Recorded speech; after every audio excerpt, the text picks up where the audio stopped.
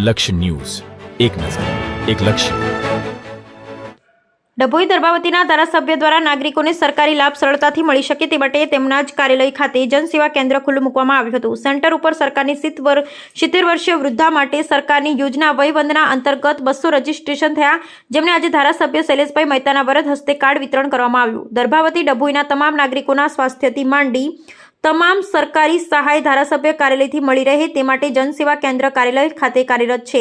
ત્યારે ડભોઈ નગરમાં વસતા 70 વર્ષીય વૃદ્ધ જેમના સ્વાસ્થ્ય માટે સરકાર દ્વારા વયવંદના યોજના બહાર પાડવામાં આવી તે અંતર્ગત ધારાસભ્ય જનસેવા કેન્દ્ર ખાતે 200 જેટલા રજીસ્ટ્રાર આ યોજના માટે થયા હતા।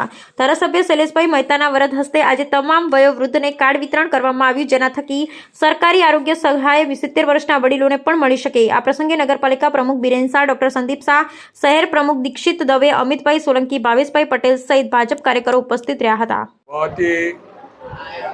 નગરમાં અને દર્ભાવતી તાલુકાના 70 વર્ષ કરતાં વધુ ઉંમરના વડીલો માટે વયવંદના કાર્ડની જે યોજના સરકાર તરફથી આવી છે,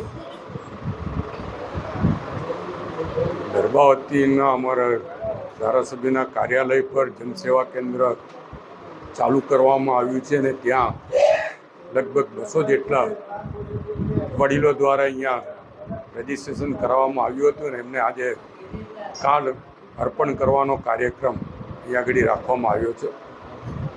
આનાથી સરકાર દ્વારા 5 લાખ રૂપિયાની સારવાર મફતમાં કરી શકાય અને વડીલોને જે સમસ્યાઓ શારીરિક સ્વાસ્થ્ય માટેની હોય એમાં સરકાર દ્વારા મદદરૂપ થવાય એવા ઉમદા ઉદ્દેશથી માનનીય વડાપ્રધાન નરેન્દ્રભાઈ મોદીએ આ યોજનાનો અમલ કરવાનું કીધું અને ગુજરાત સરકાર તરફથી પણ એમાં સહયોગ આપવામાં આવે છે અને દરેક તાલુકા પ્લેસ પર આ કાર્ડ કાઢી આપવામાં આવે છે।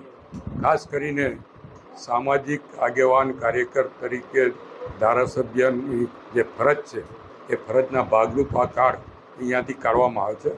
આપના મારફત ડભોઈ નગર તાલુકાના નાગરિકોને જણાવવાનું કે જેને પણ આવી યોજનાઓનો લાભ ના મળતો હોય, ના લીધો હોય, અહીંયા કાર્યાલયનો સંપર્ક કરો, અહીંયાથી યોગ્ય માર્ગદર્શન આપીને જે તે તમામ યોજનાઓનો લાભ એમને મળે એવા પ્રયત્નો કરવામાં આવશે।